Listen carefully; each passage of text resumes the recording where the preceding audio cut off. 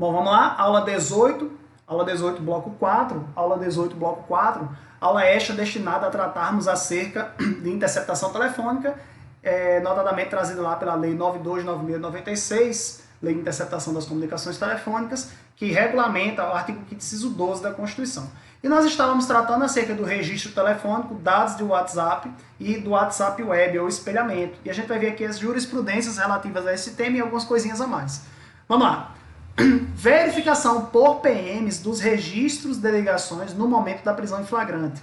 Verificação por PMs, né, pela Polícia Militar, dos registros de ligações no momento da prisão em flagrante. Prova lícita. Esse é o posicionamento do STF com base em 4 fundamentos interessantes trazidos tanto pela jurisprudência quanto pela doutrina. Vamos lá.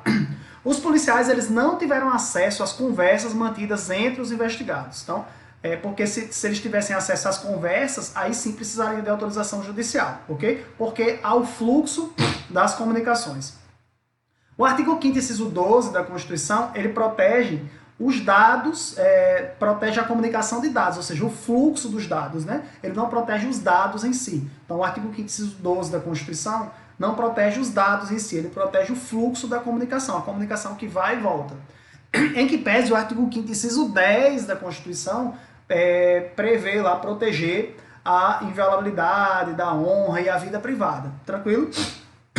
A apreensão do material probatório da prática do crime, né, relacionada à prática do crime, é um dos deveres da autoridade policial, elencados lá no artigo 6º do Código de Processo Penal. Então, a apreensão desse material probatório é um dos deveres da autoridade policial.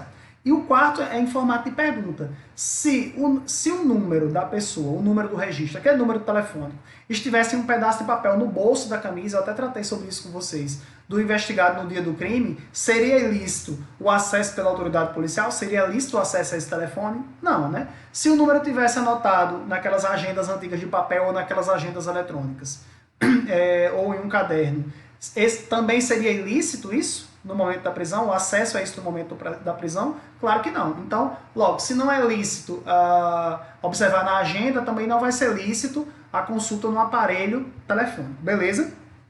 Cuidado com isso aqui, tá? Deixa eu só fazer um comentário. Alguns professores, e o professor Renato Brasileiro cita isso na obra dele, alguns professores entendem que esse julgado aqui relativo aos dados do WhatsApp se sobrepõe, por ser mais recente, é um julgado de 2016, se sobrepõe ao registro telefônico, esse julgado que é de 2012, com esse entendimento. Por quê? Antigamente, e esse julgado aqui é de 2012, com certeza chegou ao STF com base em recurso extraordinário, com certeza isso é uma causa muito antiga, 2006, 2007, 2008, esse processo. Naquela época, os telefones, notadamente, eram telefones que não tinham as funcionalidades que tem hoje. Hoje, 99% dos telefones são verdadeiros computadores agora portáteis, né? Hiperportáteis, né? Que é o telefone. Então, o entendimento é de que com o avanço da tecnologia, é muito difícil a autoridade pegar o telefone e olhar só a agenda do telefone. É muito difícil a autoridade clicar e ver só a agenda telefônica, ver só os registros das ligações. Quando você pega o telefone já desbloqueado, ou pede para o investigado ou preso capturado em flagrante desbloquear o telefone, você vai ter acesso ao WhatsApp, Instagram, então acabaria tendo acesso a provas que só precisariam de acesso, aliás, só poderiam ter acesso com autorização judicial. Então esse julgado seria mais recente e relativizaria o entendimento do julgado anterior, beleza? Mas como eu disse, a gente trabalha com o que cai na prova. Prova SESP, cobrou agora para delegado federal, isso cai direto, essa questão relativa à diferença do acesso a registros, que não precisa de autorização judicial, agenda telefônica também, dados de WhatsApp, que aí precisa de autorização judicial, e o WhatsApp Web, que não pode nem com autorização judicial, beleza? Olha essa situação diferente aqui, ó. Verificação por PMs e conversas de WhatsApp no momento da prisão em flagrante. Aqui eu tenho uma prova ilícita, né? Não podem os policiais no momento da prisão em flagrante ter acesso às conversas de WhatsApp dos suspeitos, por 2 fundamentos. Primeiro, porque é um fluxo de dados eventualmente interceptados pela polícia no momento em que ela acessa o aplicativo de comunicação instantânea, do WhatsApp, direct do Instagram, beleza? Lembrar que a Lei 929696, ela protege tanto a interceptação da comunicação telefônica, quanto disciplina também a interceptação do fluxo de comunicação telefônica. E ambos, a comunicação telefônica e o acesso de dados, né, ao fluxo de dados, está protegido lá pelo artigo 5º, inciso 12 da Constituição, que trata da inviolabilidade da comunicação e de dados. Beleza? O outro fundamento é que os dados gravados no aparelho gozam da privacidade, da intimidade, né, previsto lá no artigo 5º, inciso 10, intimidade e vida privada. Então, por esses dois fundamentos, não é possível que a Polícia Militar, a Polícia Civil tenha acesso, no momento da prisão em flagrante, diretamente aos dados daquele aparelho, né? Tanto ao fluxo das comunicações quanto que está armazenado. Necessita de autorização judicial. Lembrar que no caso de mandado de busca e apreensão, inclusive quando se expressa a apreensão de aparelhos, de objetos ligados ao crime, não precisa de autorização específica, porque o próprio mandado já confere esse poder de fuçar lá o telefone do investigado. Tranquilo? E qual é a solução nesse caso aqui? A solução correta: apreende o aparelho, representa a autoridade judiciária para que depois da autorização se faça a devassa dos dados, colhendo aquilo que interessar à investigação através dos aplicativos e softwares que a polícia tem acesso. Beleza? Jurisprudência sobre o espelhamento, WhatsApp Web. Espelhamento, WhatsApp Web não pode nem com autorização judicial. Não pode. Pode ser que a prova coloque que pode, desde que com autorização judiciária. Falso, não pode nem com autorização judiciária. Tendo em vista que no espelhamento é possível inserir informações que não constavam originalmente na conversa, assim como excluir aquelas conversas realizadas num aparelho telefônico, certo? Aí eu coloquei até aqui como se isso não pudesse ser feito independente disso, né? Porque a coisa mais fácil do mundo é incluir uma conversa no telefone, no WhatsApp, que não existe. Beleza? Jurisprudência. Não é o caso, todavia, do espelhamento. O fato de eventual exclusão de mensagens enviadas na modalidade apagar para mim ou recebidas em qualquer caso, não deixar absolutamente nenhum vestígio, nem para o usuário, nem para o destinatário, e o fato de tais mensagens excluídas, em razão da criptografia end-to-end, que eu não sei nem pronunciar isso, não ficarem armazenadas em nenhum servidor, constituem fundamento suficiente para a conclusão de que a admissão de tal meio de obtenção de prova implicaria em devida presunção absoluta da legitimidade dos atos dos investigados, dado que exigir contraposição idônea por parte do investigado seria equivalente a demandar-lhe a produção de uma prova diabólica, o que não ocorre em caso de interceptação telefônica, na qual se oportuniza a realização da perícia, porque na interceptação telefônica você tem como realizar a perícia depois, perícia espectrograma de voz e outras perícias relativas a se aquela pessoa era realmente quem estava participando da comunicação. No espelhamento não, porque fica muito complicado você exigir da pessoa que faça prova em relação a isso. Beleza? Então, o WhatsApp Web não pode nem com autorização judiciária. Beleza? Aqui, ainda estamos no WhatsApp Web. Vamos lá. Verificação por investigadores de conversas depositadas no aparelhos apreendidos por força de mandado de busca e apreensão. Vou tirar esse WhatsApp Web aqui de cima, que não tem muita coisa a ver, né? Deixa eu corrigir aqui. Ainda na jurisprudência. Então, verificação por investigadores, pelos investigadores de polícia, das conversas depositadas em aparelho apreendido por força de mandado judicial, né, mandado de busca e apreensão. Não há nenhuma ilegalidade, ainda mais quando o mandado já determina a apreensão de objetos ligados ao crime, não só celular, né? Mas nem precisava, né? O mandado já manda apreender objetos relacionados ao crime. Olha o que diz aqui a jurisprudência. O acesso ao conteúdo armazenado em telefone celular ou smartphone, quando determinada judicialmente, a busca e apreensão destes aparelhos, né, lá nos termos do artigo 240 do CPP, não ofende o artigo 5º, inciso 12 da Constituição, nem o artigo 5º, inciso 10, que trata da privacidade, intimidade, honra privada, e nem o inciso 11 da inviolabilidade domiciliar, porque foi decretada judicialmente, beleza? Desde que cumprida com as formalidades legais durante o dia e tal. Pois, né, porquanto, o sigilo a que se refere o aludido preceito constitucional é em relação à interceptação telefônica ou telemática propriamente dita, ou seja, é a de comunicação de dados e não dos dados em si mesmos. Na pressuposição da ordem de apreensão do aparelho celular ou smartphone, está também o acesso aos dados que neles estejam armazenados, sob pena de que a busca e apreensão resultar em medida irrita, dado que o aparelho desprovido de conteúdo simplesmente não ostenta virtualidade de ser utilizado como prova criminal. Enfim, o que interessa desse julgado aqui é você saber que, se houve busca e apreensão, é possível fazer a devassa dos dados, beleza? Ainda na jurisprudência, STF, suposta ilegalidade decorrente do fato dos policiais, após a prisão em flagrante do Corréu, terem realizado a análise dos últimos registros dos aparelhos celulares apreendidos. Não se confunde com a comunicação telefônica e registro, não se confunde comunicação telefônica e registro telefônico, que recebem inclusive proteção jurídica distinta.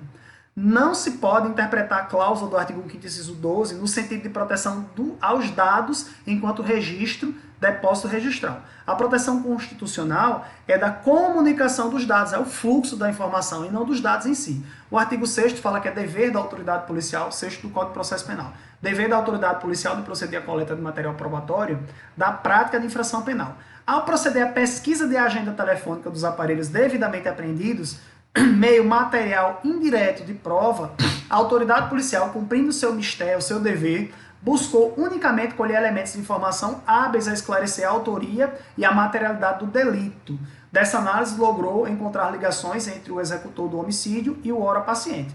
Verificação que permitiu a orientação inicial da linha investigatória ser adotada, bem como possibilitou concluir que os aparelhos seriam relevantes para a investigação. Posicionamento do STF, quinta turma não, né? STF só tem duas. Primeira e segunda turma, quem tem quinta e sexta turma é o STJ. Quinta e sexta turma tem competência criminal, beleza?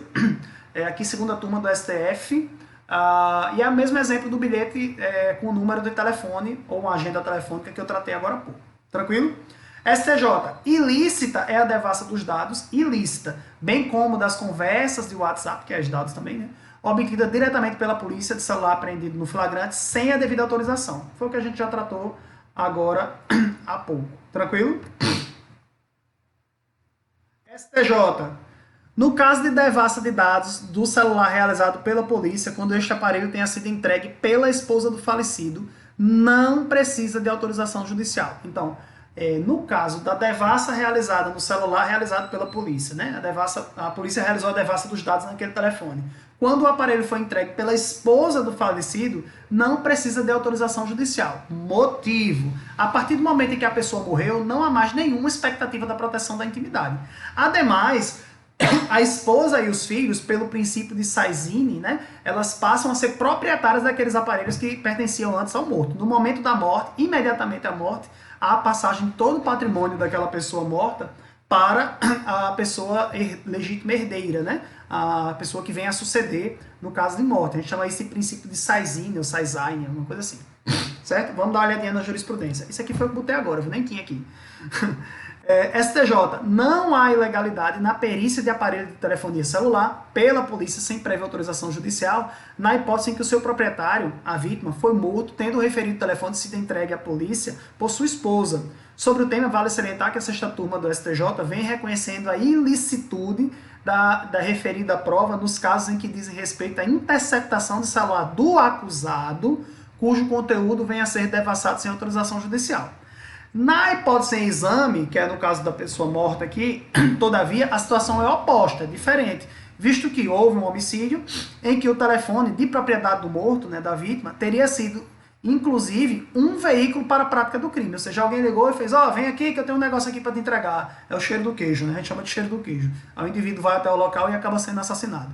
Sendo entregue à polícia por sua esposa após o cometimento do ilícito. Então, o princípio de Saizine, ela é proprietária do bem a partir da morte do marido. A transferência dessa propriedade é mera formalidade. É igual a residência. Morreu, os legítimos herdeiros, eles já se passam automaticamente a serem proprietários. Vai fazer só a transferência da propriedade por questões formais, beleza? Dá publicidade também a isso. Portanto, se o detentor de eventual direito ao sigilo estava morto, não há mais falar em sigilo algum a proteger o titular daquele direito. Sendo assim, não há sequer necessidade de autorização judicial, porque frise-se, no processo penal, o que se protege são os interesses do acusado. Aqui eu estava falando dos interesses da vítima, a vítima morreu, passou para a esposa, beleza? Ufa, vamos lá. Quebra de sigilo dos dados telefônicos. Saímos, grosso modo, da interceptação telefônica. Vamos falar agora da quebra do sigilo de dados, certo? Quebra do sigilo de dado é saber quais ligações foram realizadas, tá? Recebidas e tentadas, né, não completadas sobre aquele terminal telefônico. Isso é quebra do registro, quebra do sigilo de dados, certo? Dados telefônicos são chamadas realizadas, chamadas recebidas. Aí eu tenho aqui, dentro do conceito de registro de sigilo de dados telefônicos, números de telefone, porque quando eu vejo a chamada recebida e discada, eu tenho também o número de telefone, titularidade da linha, que eu peço, na verdade, no acesso aos dados, certo? Tem doutrina que coloca junto, tem doutrina que coloca como acesso a dados, certo? São informações que já aconteceram, então eu tenho informações retrospectivas. A interceptação telefônica, ela é para frente, eu não intercepto a conversa que já foi realizada. Se já foi realizada, game over. A partir do momento da decretação, a interceptação telefônica ela vale para frente, tranquilo? Você não intercepta a conversa para frente, tá? A quebra do sigilo telefônico ela é para trás, ela é retrospectiva, tranquilo? Detalhe, a quebra de sigilo de dados telefônicos, ou quebra de sigilo telefônico, não está sujeita à cláusula de reserva de jurisdição absoluta. Cuidado para não dizer que a quebra de sigilo telefônico não está sujeita à reserva de jurisdição. Está, mas não absoluta, certo? É uma reserva de jurisdição relativa.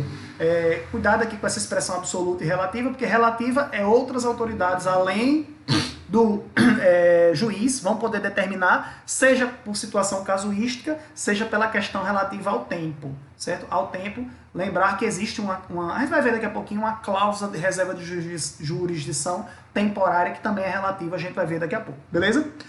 Então, por que uma cláusula de reserva de jurisdição não relativa, não absoluta? No caso, uma cláusula de reserva de jurisdição relativa, quase não sai. Porque além do juiz, CPI federal e estadual também podem determinar a quebra do sigilo telefônico, bancário e também fiscal. Então, CPI federal e estadual também podem determinar a quebra de sigilo telefônico, bancário ou fiscal. Prevalece, tem discussão, que CPI municipal não pode determinar a quebra do sigilo telefônico, bancário e fiscal. A gente vai ver isso daqui a pouquinho, beleza?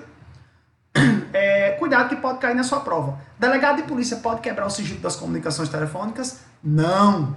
Delegado de polícia não pode quebrar o sigilo das comunicações telefônicas. Saber para quem a pessoa ligou, de quem a pessoa recebeu, os números tentados, discados, o delegado de polícia não pode fazer. O que o delegado de polícia tem, e o MP também tem, é poder requisitório de requisitar, ou seja, é ordem, de dados cadastrais, diretamente das empresas de telefonia, empresas de dados no geral, certo? Você saber nome, endereço, qualificação, número de CPF, RG, está dentro do poder requisitório do delegado de polícia e também do MP, tá? Mas sigilo telefônico, ou seja, de quem a pessoa ligou, recebeu, para quem a pessoa ligou, de quem a pessoa recebeu, as ligações realizadas e não completadas, o delegado de polícia não pode ter acesso diretamente. Ele necessita representar a autoridade judiciária, né? Você vai estar relativizando um direito fundamental caro, certo? Caro aqui. Você vai representar a autoridade judiciária e a autoridade judiciária vai determinar, beleza? Cuidado com os dados cadastrais, que eu falei agora há pouco, que é poder requisitório do delegado, solicitar diretamente, requisitar, né? Requisitar, não é solicitar não, requisitar. Nome, endereço, qualificação, outros números de telefones relacionados ao CPF-X, CPF, né? CPF-X. Isso aqui está dentro dos poderes requisitórios do delegado de polícia, é uma ordem, portanto, e que se descumprir dá problema, beleza? Tranquilo até aqui, pessoal? Rápido, né? Mas tem que ser. Vamos lá. Quebra de sigilo bancário. Quebra de sigilo bancário. Saímos do sigilo telefônico. Deixa eu ver se eu coloquei uma observação interessante aqui. Tem uma observação interessante aqui. Eu acho que eu coloquei lá na frente, mas eu vou falar logo, tá certo? Cuidado, porque às vezes a prova bota assim. Quebra de sigilo dos dados telefônicos como a quebra de sigilo que eu falei agora, né? Que é nome, número de telefone para quem ligou, para quem recebeu. E às vezes ela bota quebra de sigilo telefônico como sinônimo de interceptação telefônica, de quebrar o sigilo das comunicações telefônicas. Se houver a quebra, se isso acontecer, você tem que ter cuidado com a malícia da questão. Se a questão quer a interceptação telefônica ou se a questão quer a quebra do sigilo telefônico, beleza? Não seja pego nessa pegadinha. Tranquilo, pessoal? Então, superado isso, vamos para a quebra de sigilo bancário, sabe? Então, saímos da quebra de sigilo dos dados telefônicos, né? De dados telefônicos, e vamos para a quebra de sigilo bancário agora, certo? Quebra de sigilo bancário não se sujeita à cláusula de reserva de jurisdição absoluta.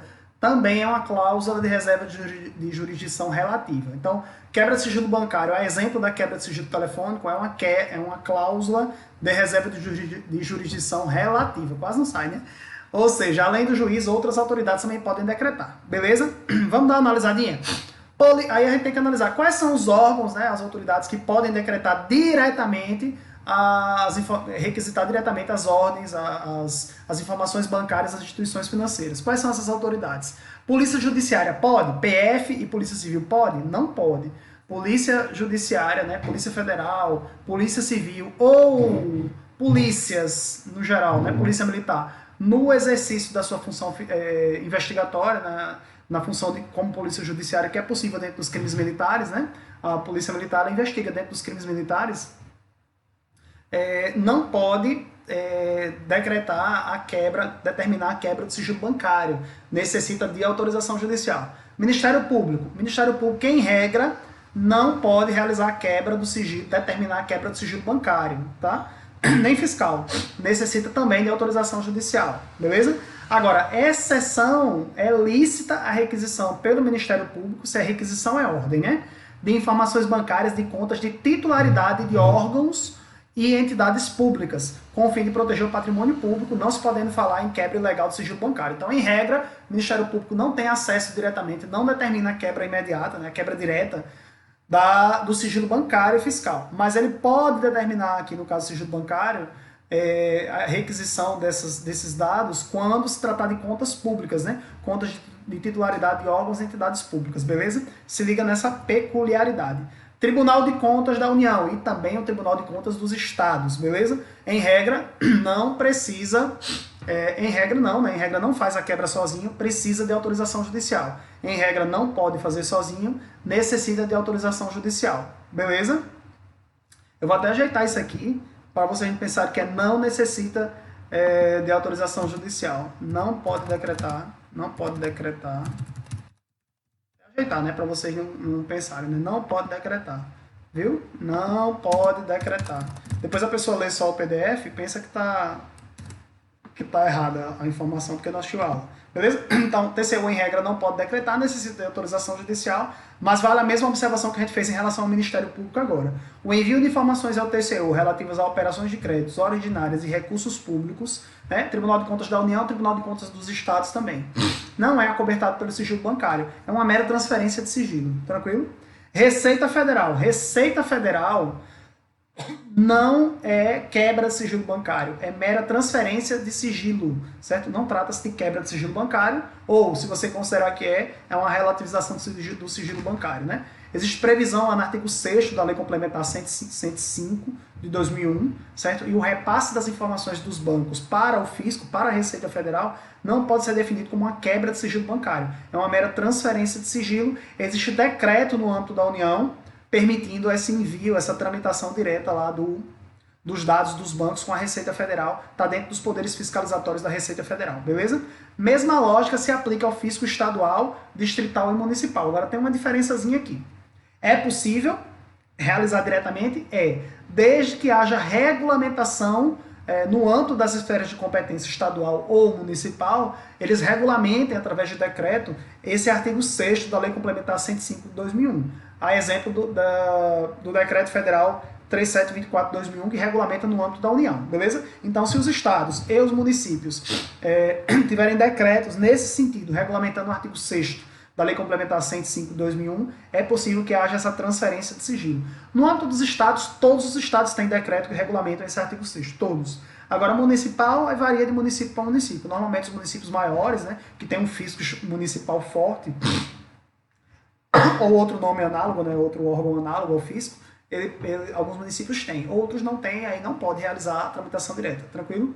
CPI pode determinar a quebra do sigilo bancário, assim como pode determinar a quebra do sigilo fiscal, assim como pode determinar a quebra do sigilo telefônico. CPI pode determinar, seja ela federal ou estadual e distrital, beleza? Estadual, né, e distrital lá no Distrito Federal.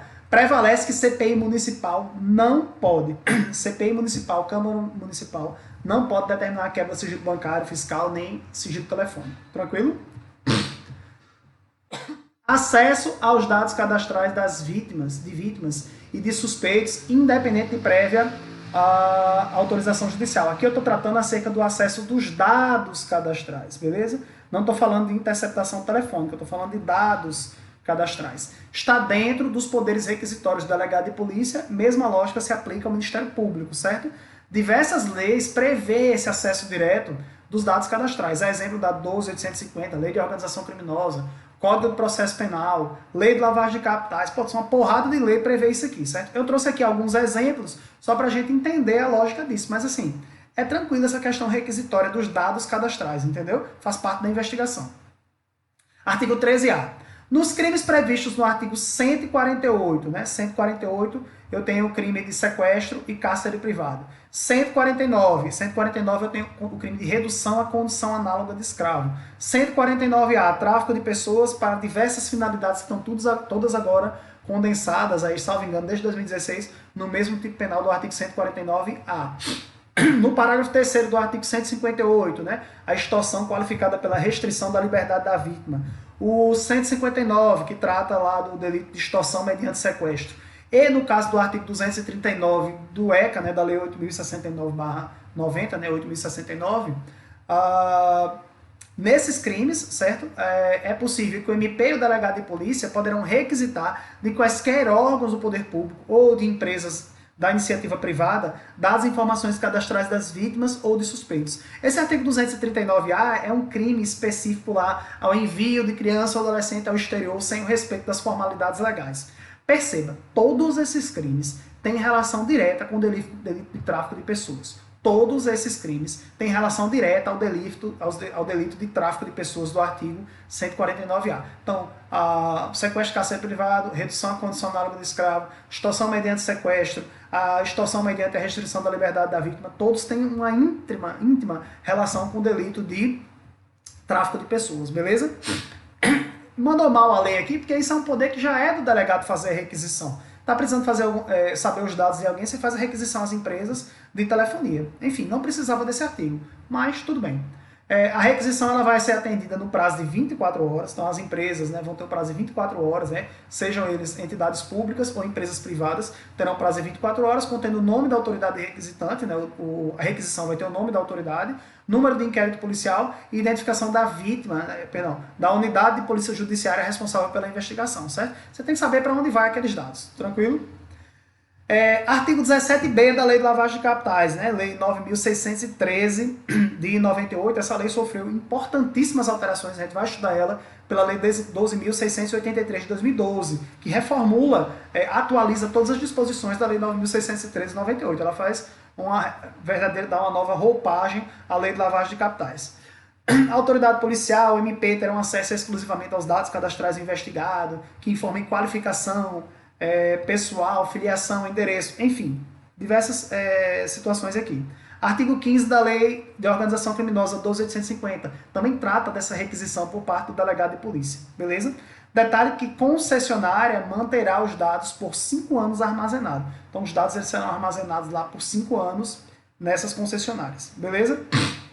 Detalhe, então como eu disse, diversas leis trazem isso. Isso aqui é só um exemplo que eu estou trazendo para você. Tranquilo até aqui, pessoal? Requisição de informações acerca de estação rádio base. Requisição acerca de informações acerca de estações rádio base, a vulga ERB, certo? Detalhe, o delegado de polícia ele pode representar pela quebra de ERB em qualquer crime como técnica de investigação. Preste atenção que eu não estou falando do artigo 13b ainda. O delegado de polícia pode representar pela quebra da ERB, né, da estação rádio base, para saber a geolocalização do suspeito, certo? Da vítima, do crime, tá? Da infração penal. Então ele pode representar por essa quebra para que a empresa forneça a geolocalização. É aproximada, não é precisa. Você não sabe que a pessoa está, né? Está as pessoas no 7º andar do prédio e tal. Mas você sabe que ela está mais ou menos ali na região onde está as pessoas, beleza? Então o delegado ele pode representar, ou seja, pedir ao juiz que seja determinada a quebra em relação a qualquer crime. Mas ele representa e ele vai aguardar o deferimento judicial, né, para poder ter acesso à localização. Para que serve isso, gente? Para quebrar o álibi. O sujeito, por exemplo, o sujeito está sendo investigado por ter praticado um homicídio na praia aqui em João Pessoa, no bairro de Tambaú. Tambaú é ruim, né? Cabo Branco. Praticou um homicídio lá em Cabo Branco. E aí, diante da investigação, pegam as imagens e ele diz, não, doutor, eu não estava lá na Epitácio Pessoa, ou no Cabo Branco ontem à noite, não. Eu estava em Santa Rita, estava em outro município. Aí o cara, tá certo, representa a autoridade judiciária pela quebra da herb, o juiz remete os dados, determina a operadora remete os dados e observa que às 7 horas da noite o telefone dele estava vinculado à antena na posição lá na praia, em algum lugar próximo ali ao Cabo Branco. Então quebrou o álibi dele e ele possivelmente isso vai ser usado como elemento de informação e posteriormente como prova para lascar ele. Beleza? Mas perceba que esta disposição do artigo 13b do CTP que a gente vai estudar agora abaixo, ela se dirige a crimes específicos, certo? Aqui traz uma disposição específica, onde o delegado poderá terminar a quebra da herb satisfeita algumas condições, ou seja, o delegado ele poderá determinar diretamente a quebra da herb para poder localizar aquela pessoa que está vítima do contexto de tráfico de pessoas, beleza? Então, vamos lá. Delegado de polícia e MP poderão requisitar, se a requisição é ordem, né? Das empresas de telefonia os dados de crimes relativos ao tráfico de pessoas. Cuidado com a maldita interpretação, com a maldita relação do artigo 13b. Fizeram uma lambança nesse artigo. Pensa no artigo ruim, é esse artigo 13b. Acho que das costuras que foram feitas, que eu vi, é a pior que existe na galáxia, certo? Lá fala em crimes relacionados ao tráfico de pessoas. E não é só o crime de tráfico de pessoas, são aos crimes relacionados ao tráfico de pessoas. Quais são esses crimes relacionados ao tráfico de pessoas? Concorda comigo que o sequestro ele pode ser utilizado como crime meio para o tráfico de pessoas depois? Pode. Então está relacionado ao tráfico de pessoas. A redução à condição análoga de escravo, ele pode ser relacionado ao tráfico de pessoas? Pode, como crime fim em relação ao crime meio tráfico de pessoas. Então tem relação com o tráfico de pessoas. Percebe a jogada? Então esses são os crimes relacionados ao tráfico de pessoas. Quem que pese a lei, ela fala que crimes relacionados ao tráfico de pessoas são esses crimes do artigo 13A, na verdade. Extorsão, sequestro de cárcere privado, redução à condição análoga de escravo, tráfico de pessoas, extorsão mediante sequestro e extorsão mediante a restrição da liberdade da vítima. Todos relacionados ao tráfico de pessoas, beleza? Outra parte da doutrina afirma que os crimes do tráfico de pessoas, na verdade, é assim. É o tráfico de pessoas do artigo 149A e aquelas formas para o ingresso da pessoa ao estrangeiro, para a prostituição. Isso seria os crimes relacionados ao tráfico de pessoas, beleza? Não cai na prova, um posicionamento muito aprofundado aqui. Acho que com a prova para delegado não é o objeto, não, beleza? Mas vamos lá. Se necessário, a prevenção e a repressão dos crimes relacionados ao tráfico de pessoas, o membro do Ministério Público ou o delegado de polícia poderão requisitar, ou seja, ordem, aí o artigo lasca tudo, mediante autorização judicial. Como é que eu tenho uma requisição mediante autorização judicial? Mas vamos lá. As empresas prestadoras de serviço de telefonia ou telemática que disponibilizem imediatamente os meios técnicos adequados, como sinais, informações e outros que permitam a localização da vítima ou de suspeitos de delito em curso, tá? Problema, esse artigo é horrível, certo? Ele fala que é requisição, se a requisição é ordem. Depois diz que precisa de representação ao juiz. Beleza? E depois ele fala que é para imediata localização da vítima. Meu Deus, como é que o cara vai representar o juiz para o juiz imediatamente deferir? Gente, esse artigo não funciona. Beleza? Ou a lei dizia que era uma requisição direta, com comunicação ao juiz, ou a lei mandava fazer representação mesmo e pronto, porque a lei fez uma costura maldita aqui, beleza? Mas existe o artigo, a gente precisa saber que ele funciona, tá? Importante, quando há essa requisição, representação para a autoridade judiciária para que seja determinadas empresas que apresentem a localização, o inquérito deve ser instaurado no prazo de 72 horas, certo? Contados a partir do registro da ocorrência da pessoa desaparecida, tá? Então, 72 horas.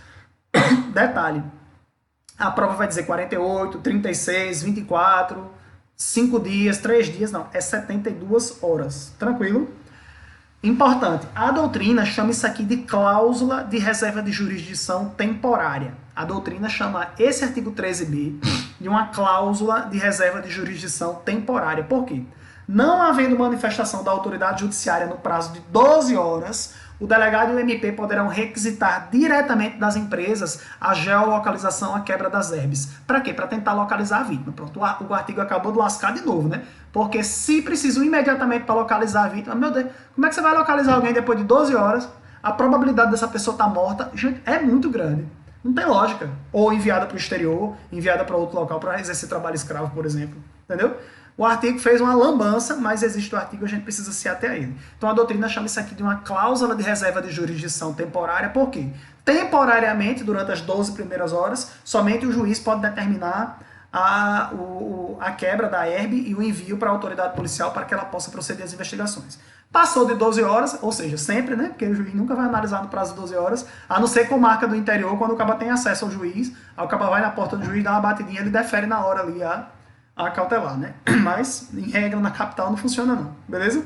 Aí depois de 12 horas, o delegado e o MP poderão requisitar diretamente das empresas, tranquilo?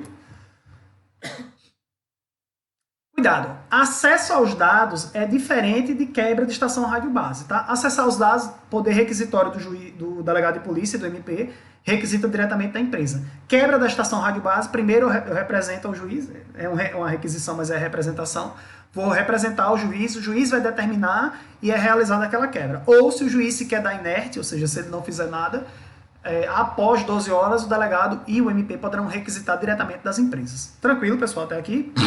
O que é estação rádio base ou ERB, estação rádio base? São equipamentos que fazem a conexão entre os telefones celulares e as companhias telefônicas, ou mais precisamente, Central de Comutação e Controle, né? Chama de CCC, certo?